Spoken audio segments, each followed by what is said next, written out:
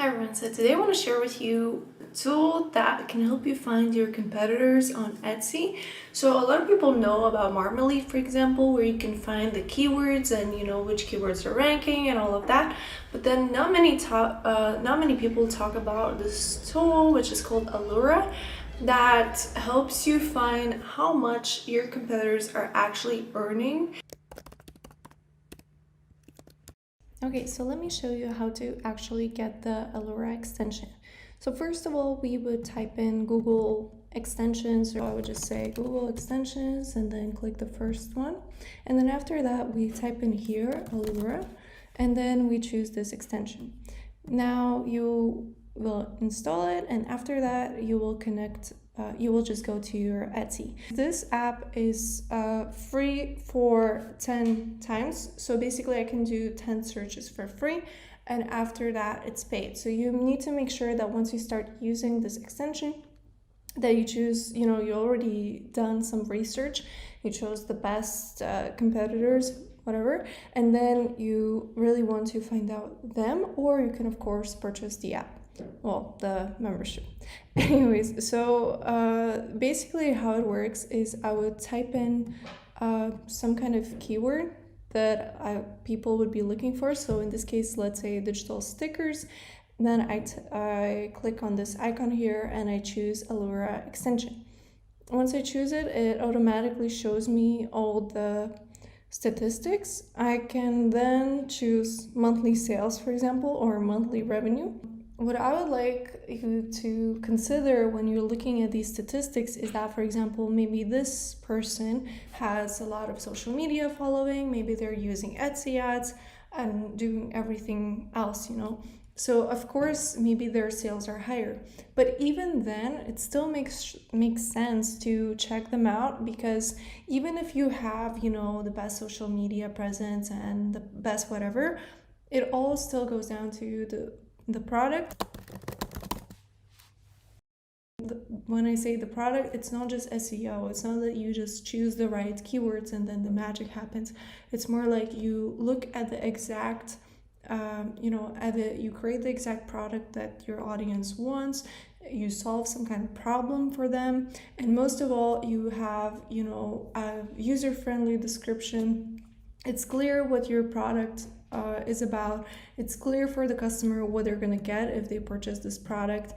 And also your images are on point. So as you can see, the product images, they use all of the images here.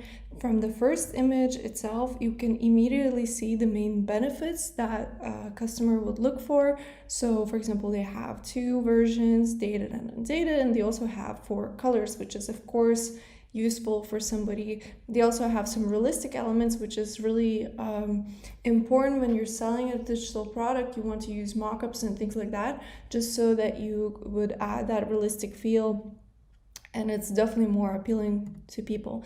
Now here you see that there's a lot of going on in every one of these, so all of the benefits are listed clearly here. And basically what you want with especially a digital product is that they know that they're getting a lot out of it. They're getting, a gratitude journal, reading journal, habit mood tracker, like all these things that are included in this particular planner. And then obviously they stand out from the crowd with that. And another thing you would want to, even including 80 covers, maybe you write that in your description, but you don't show it in your product images. And, people definitely will look through the product images first before they read the description. This is kind of similar to Instagram, where a person would look at your image first and only then would look at your caption. So basically we need to capture their attention with the first few images. And even, what do you put first, what do you put second, what do you put third, these kinds of product images, it matters. And after that, you obviously have to make sure that your description is good. So as you can see, not too much text over here. I'm sure they included some SEO keywords as well. But I think what a lot of people get wrong with SEO in general, not only on Etsy, is that people try to, they hear that, oh, if I can include the keywords, then I will be more, people will find me more. And that is true. You do need to include keywords. But if you just, stuff your description with keywords and it doesn't read naturally, it sounds like something that you wrote for a robot, it's not going to look good and it's not going to be great for your customers. And here you can see that they have bullet points. They have a lot. I think it's kind of to get people to know that, oh, if you purchase this planner, you're getting a lot of benefits. So definitely think about bullet points. It's I've seen it everywhere on multiple Etsy products. It's it's definitely important. But then, as you can also see, when they clarify what you will receive, and you have it even more detailed and kind of shorter. So in a way, I personally would probably put this above this part, but it's their shop. But basically the biggest thing is that you get to describe the benefits of your product. So what I would think, first, before I think about any SEO keywords and stuff like that, I would think about what kind of problem am I solving for this person? How am I gonna improve their lives? Why are they buying this product? And kind of like answer those questions for them. And also then, add some keywords there. So, it is SEO friendly. As you can see here, they have all these main keywords here, and they probably have them in the tags somewhere as well.